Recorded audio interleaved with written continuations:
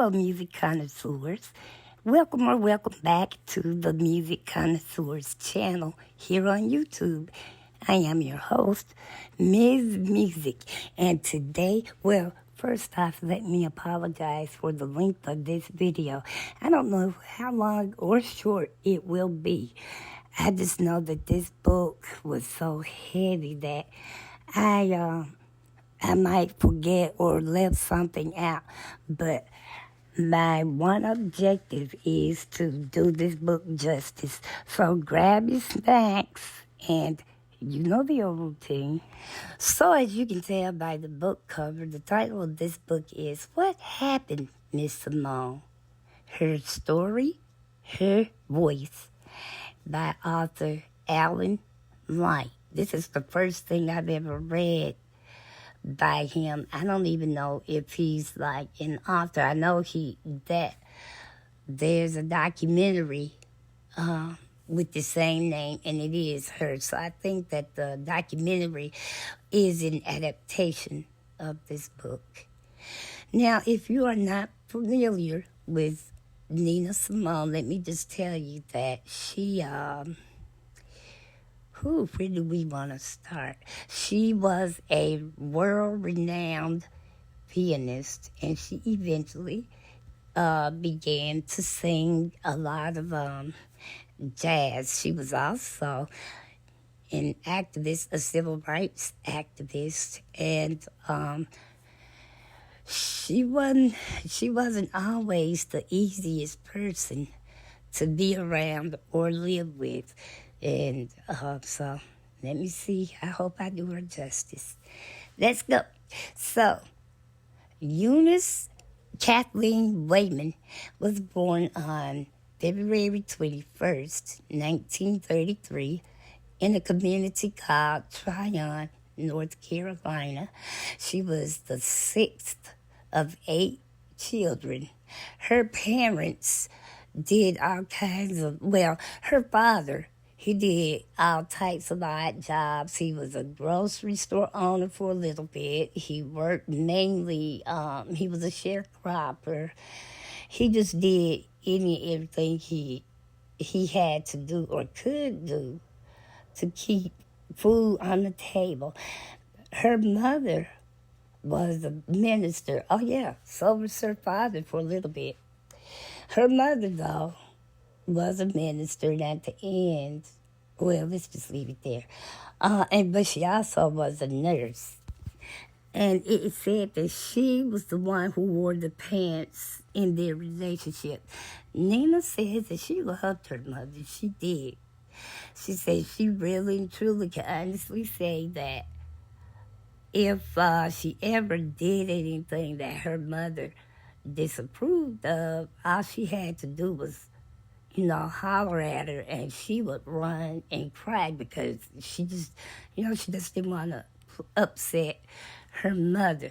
But with all of the love she had, her mother is probably the one person in her immediate family that she just could not connect with all the way through. Her father and her oldest sister, Lucille, were the ones that Nina clung to for the most part. She said her dad was fun-loving. He would let them listen to music because one of the rules in the Wayman household laid down by her mother, Mary Kate, is that there would be absolutely positively no music played in that house unless it was gospel or classical. No in-betweens. So she said,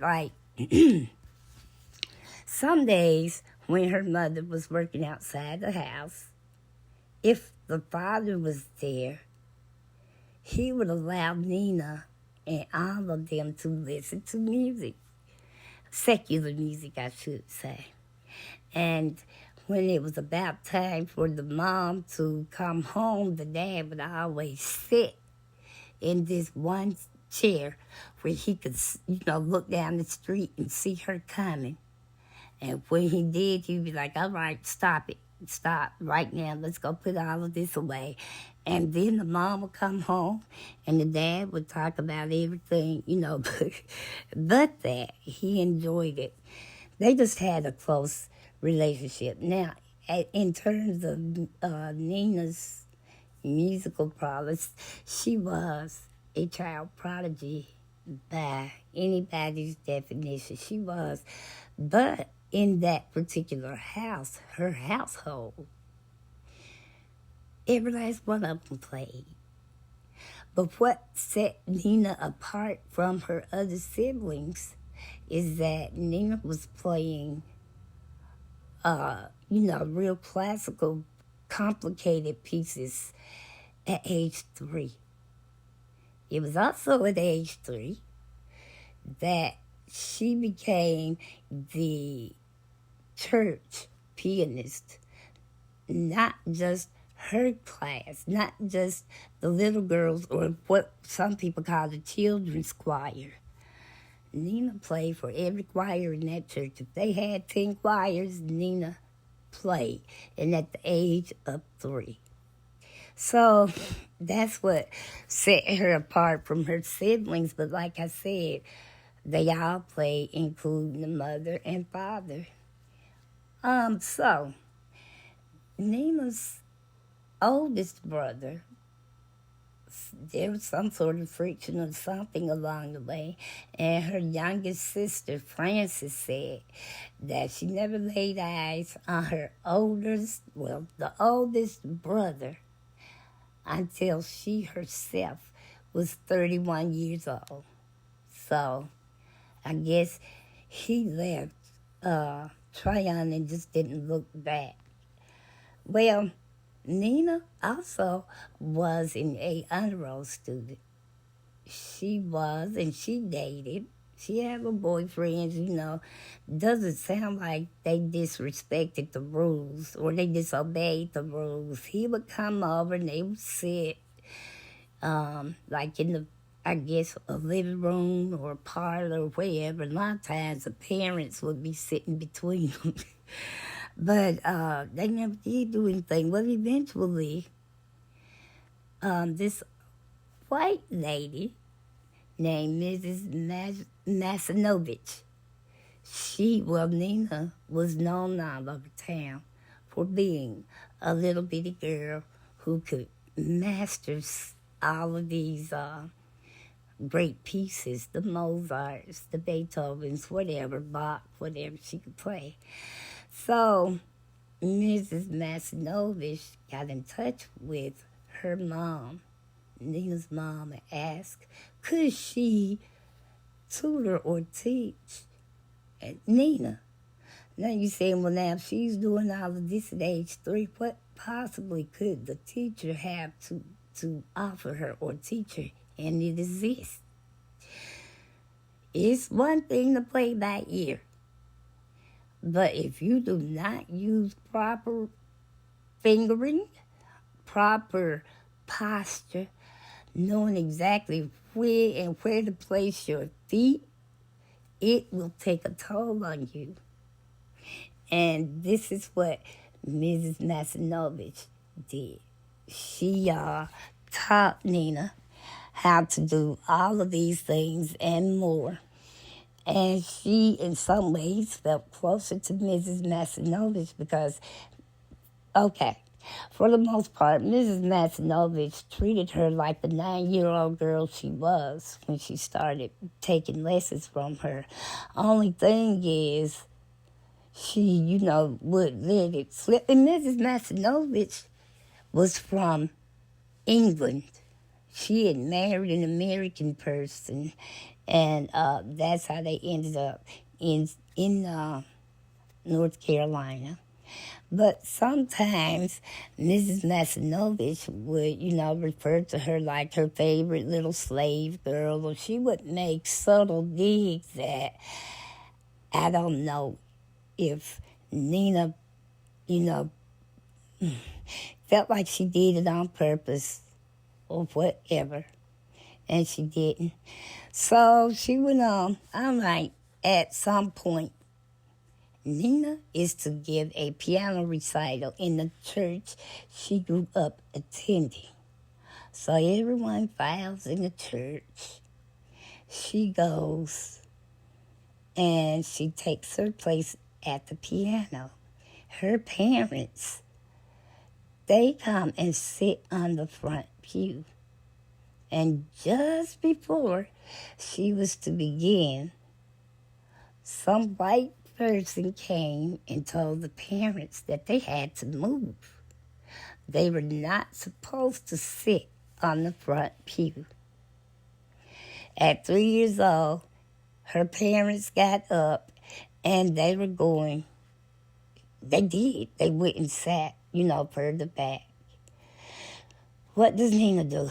She says, I'm not going to play a note until my parents can sit where they want to sit. Oh, and they tried to tell her, no, that's impolite, yada, yada, yada, but she held fast and did not play a note. And then I guess, they got tired of all these white people looking at them like, now what are we going to do? So they ended up bringing her parents back to the front pew. And when they sat down, Nina still waited for a minute, but she eventually began to play, and the concert went over very well. All right. Now in high school, like I said, she was an A honor roll student. She actually dated this guy, and they pronounced his name Anthony, like where I might say Anthony or most people, but his name was Anthony. Anthony. That's kind of hard for me to get used to saying. But they were together nice enough for a while, but then Nina ended up getting into Juilliard music school. And so she wasn't coming home every weekend. I guess she came when she could. So over time, Anthony starts to see this other girl, and she finds out, well, she's heartbroken. And he was like, I really love you, Nina, but, you're not here that much. So they eventually broke their little relationship, and Nina just poured all of her energy into being at Juilliard. Well, her whole mission in life, all Nina really ever wanted to do was be a concert pianist. But she was up for some award. I can't remember what it is. But she lost out to a white lady. And she and her parents felt it was because she was black. The people at the school said that had nothing to do with it at all. Nina was a fine player, but this particular day, she wasn't on her A game. And I think she died feeling like she had been cheated out of that award. And I also think that was the first time as an adult that something was beginning to unravel within her. Well, after Juilliard, she went around. She was in New York, and so she knew she didn't really want to go back to North Carolina. Now, she was born. I told you her birth name was Eunice Kathleen Wayman. So one time, because she was teaching on the side, she would write during, at night, but then she would get up. She made her money by teaching. And so at the end of one, semester, whatever, some of the students were talking about going to get gigs at different piano bars around the area, and how it would make them enough money. It wasn't going to make them rich, but it would allow them to live and eat, And so she thought, I'll go try this. So she's walking along and she sees there was a sign in one of these piano bar windows that they needed someone to play. So she goes in, and the man was like, well, what do you play? And she was telling him, all of the classical accomplishments she had. She was fine.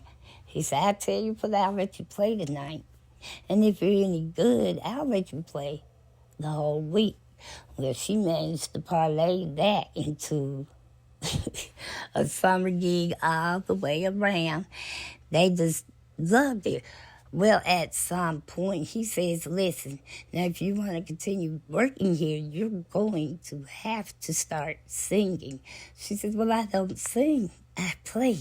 He said, if you want to work here, you will start singing. And it is at this point where she was like, I have got to come up with a name because, God forbid, my mom should find out I am actually singing secular music and in a bar at that. So she always liked the name Nina. She also liked the name Simone.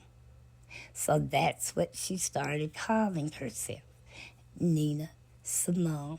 Now, I don't know how long it was that she was playing at this place, but eventually some of her family, I know it was her parents, and I think a few siblings ended up moving to Philadelphia to show support for Nina. And so she worked there and worked there, even after she started singing. She ended up she started out singing like your Nat King Cole's, but I think her first big number was I Love You, Porgy. Now, if you know anything about big band or ragtime music, or if you know anything about the Gershwin brothers, George Gershwin wrote a song for the opera Porgy and Bess, and the song was called I Love You, Porgy. And then Nina Simone put some color in it by adding that S on the word love. I love you, Porgy, but that became a smash hit for her. Smash hit. So she goes on and makes a name for herself. I love you, Porgy, my baby just cares for me. We can go on and on. Okay, now we're into the 1960s. And she is riding high. She marries some man.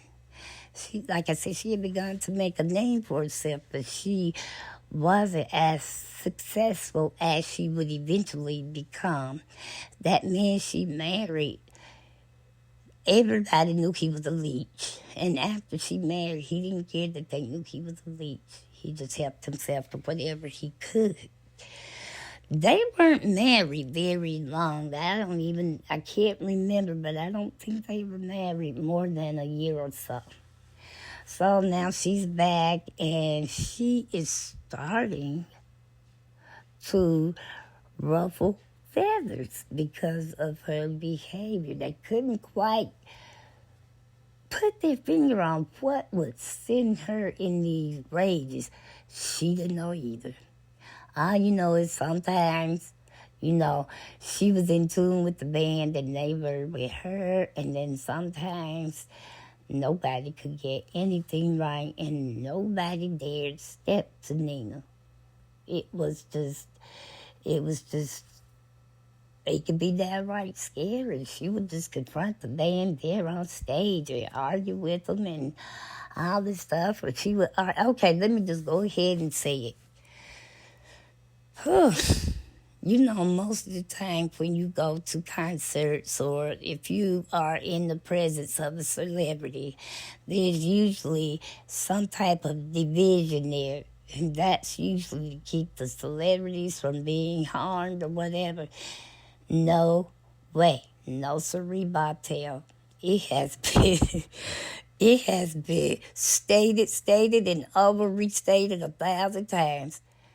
Nina had bodyguards, but it wasn't to protect her. It was to protect the audience from her. Because she had started actually putting hands on her the people who came to see her, and sometimes it'd be like, "Oh, Miss Simone, I just love you." If she was not feeling anything you said, then you paid for it. It was pretty hair raising. I can only imagine. Okay, so now we're in the 1960s. If you know anything about this country, this period, the 60s and 70s, it was a lot of civil rights activism going on. And she wrote a song that I think, she wrote a lot of them, but this one song, I'm just not going to tell you the whole title. Just know she mentioned all of the atrocities that had happened up until she got ready to record this song, like the 4 girls in Birmingham, Alabama, who lost their lives, the church bombing. She talked about Emmett Till. She talked about this, that, and the other. And she names the states. She said Alabama. She said this and that. Then she says Mississippi, GD. And you know it. Profanity, you know what GD is. That was the name of a song, and she sang it with a badge of honor.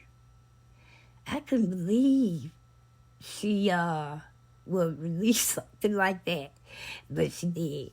And she's, when Martin Luther King, everybody was going on, she disagreed with Martin Luther King Jr. She says, and I wish I could put it in here, I just don't know how to insert clips just yet.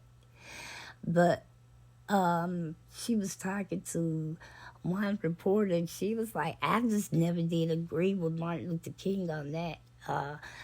Let's not be violent. They said, I've never been a nonviolent person. No. Yeah, we should do this, that, and the other. And because, see, the reasons why we are the way we are is because we're trying to be nonviolent. She said, they hit with that stuff. She said, I ain't never been no nonviolent person. Never. I'm like, well, dang, okay. Well, she eventually meets and marries a policeman by the name of Andrew Stroud. And together they had one daughter. But she had been pregnant once before, and their marriage was anything but happy. From pretty much day one. According to her, he was beating on her all the time, raping her all the time, whenever he felt like it. If someone in the audience was to shout out, I love you, Nina, he took it that she, may have been in an inappropriate relationship with this person, although she's at home with him every night. It was just brutal. And then when she had her daughter, or their daughter, Lisa Celeste, all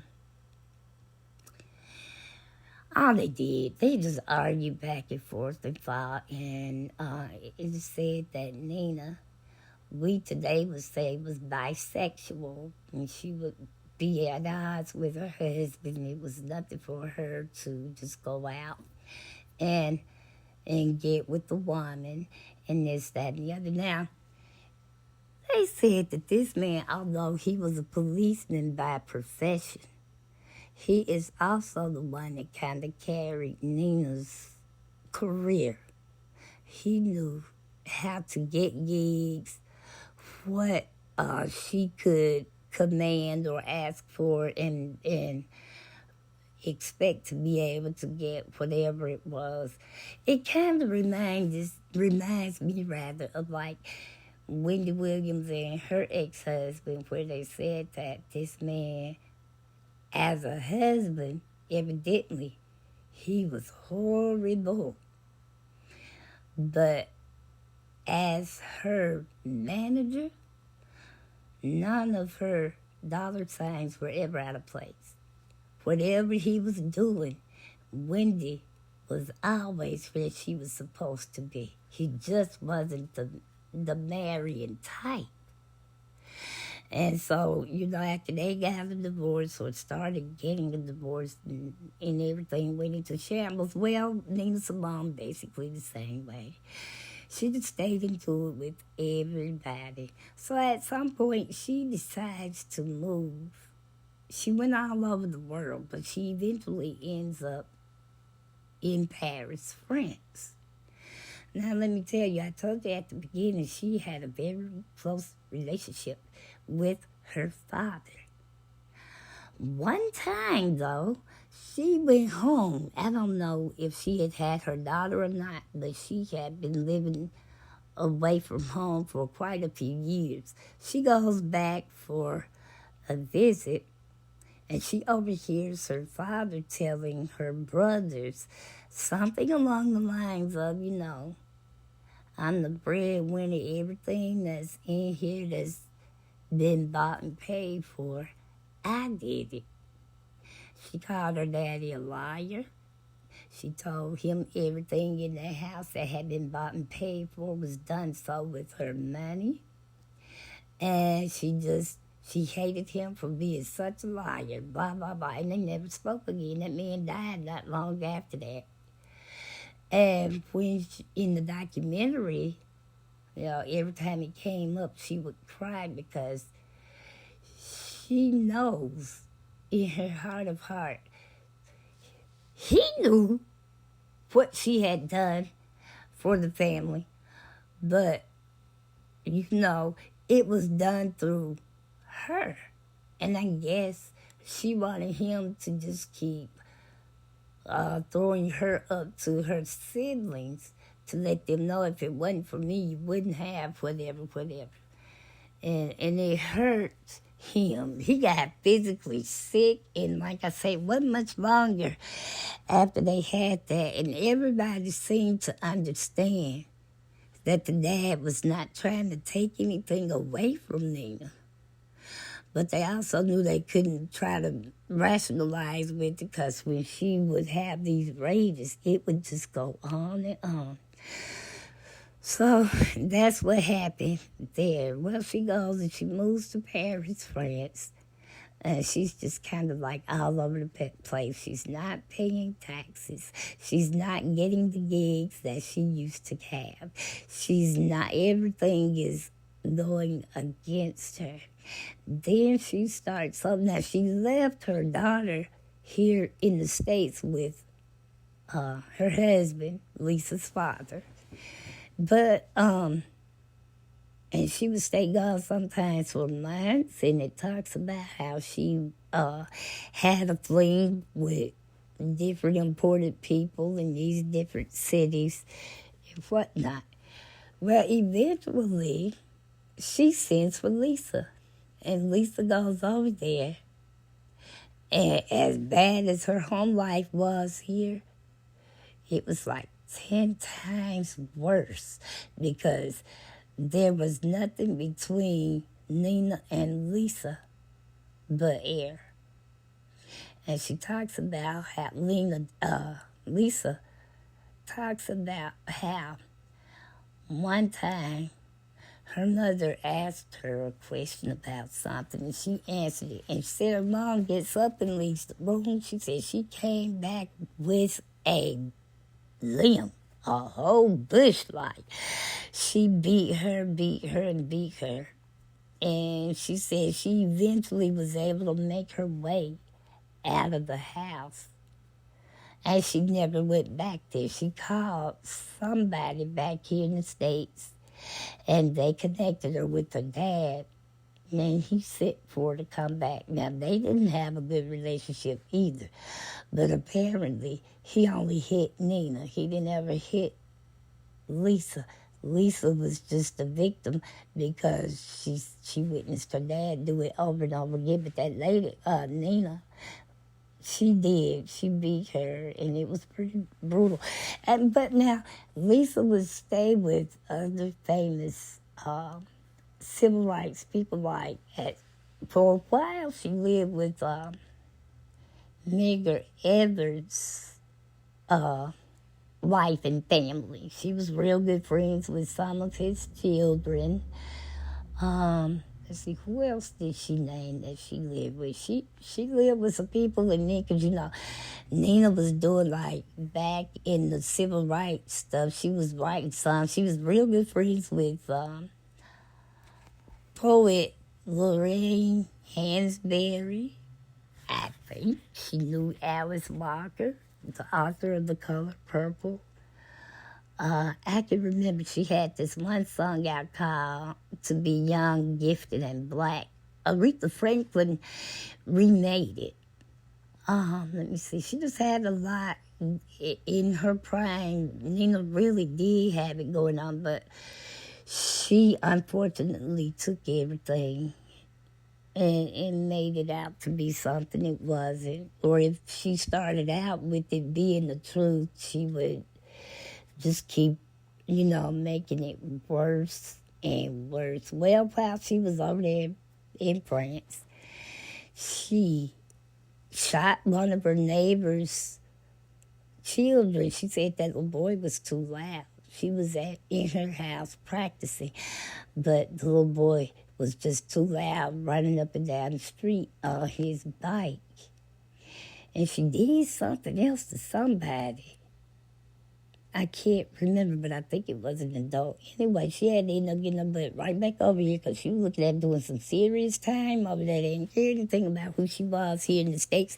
And the States, by this time, didn't care about who she was either because she was so difficult to work with.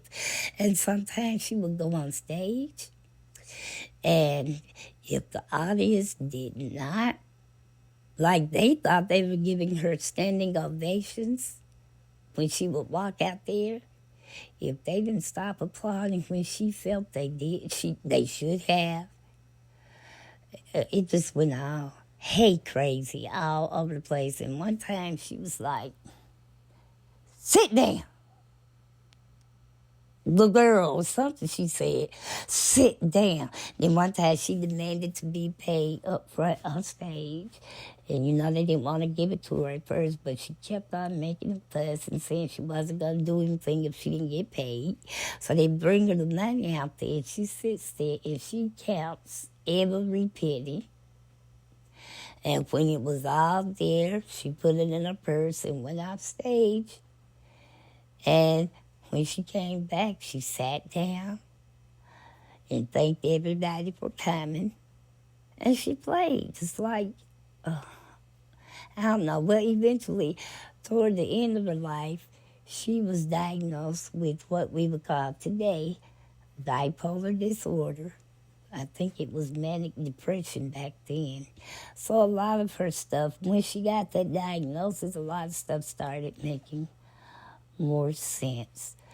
Well, I don't think she was back in the States too long. And before she passed away in 2003 at the age of 70, not from bipolar disorder. She passed away actually from breast cancer. And she died. I don't think she and her daughter were on speaking terms. And I have watched a few interviews since I first read this book with the daughter. And once she got to understand what her mother endured a lot of times, she still doesn't excuse her mom for treating her the way she did. She said, "But I don't know if I had, had to go through this, that, and the other, this, that, and that." She said, "I don't know. I probably would be better too. I just don't know."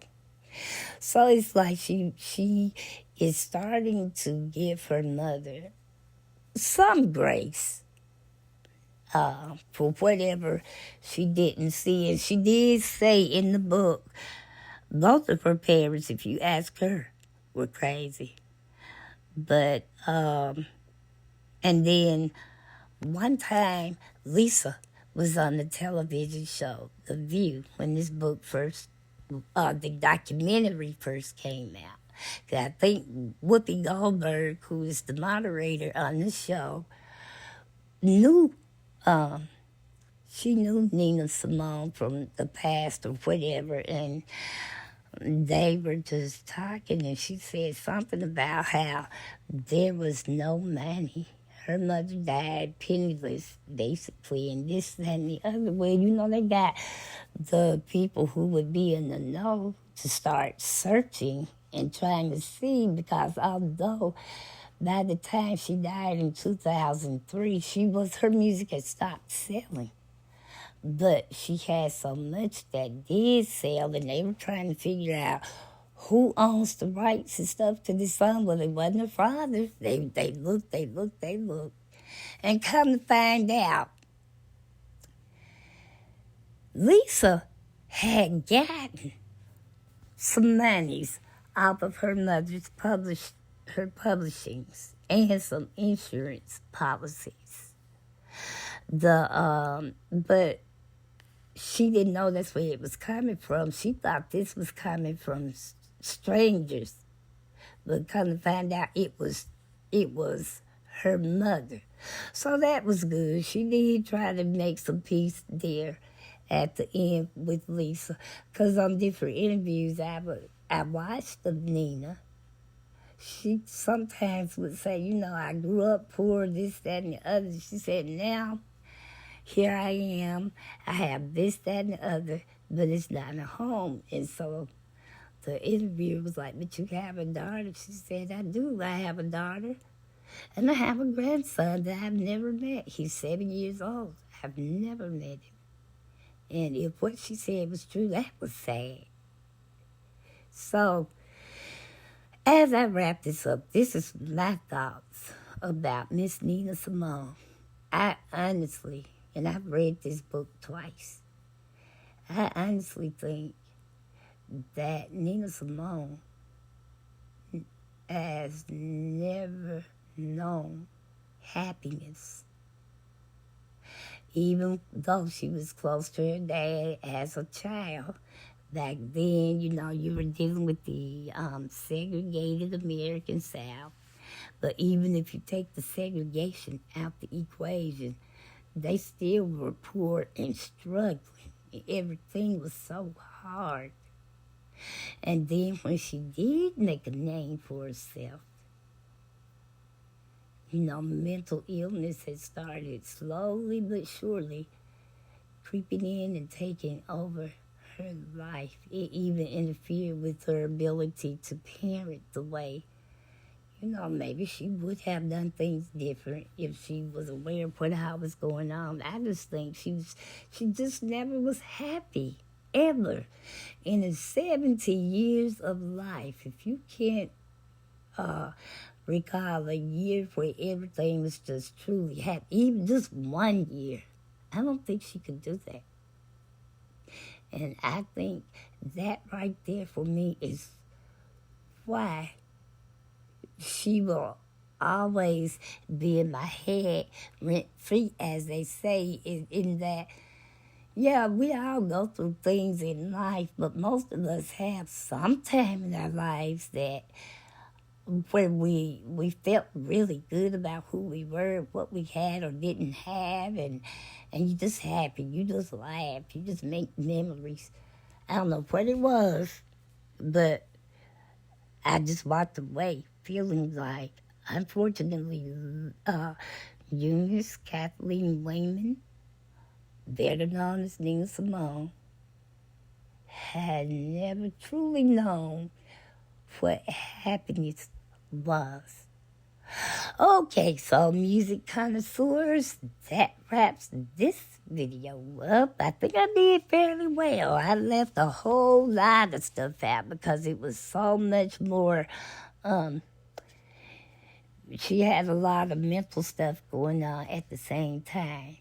So I wanted to hit on the things that pretty much stood out to me. I recommend, even though I don't feel like she was happy, I do recommend if you can, read the book. Maybe you'll agree that she didn't, or maybe you can point out some things to me that I missed that made you feel like she did enjoy happiness at some time or another in her life. Now, subscribers, thank you so much for being subscribed. Visitors, feel free to join us over here.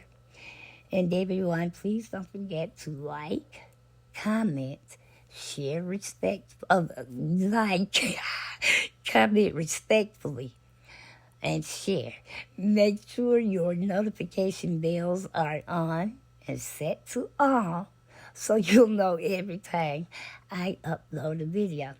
And in the meantime, music connoisseurs, remember this. As long as there is music around, there is always something to move and groove to. And until we move and groove again, music connoisseurs, be safe out there. And God bless.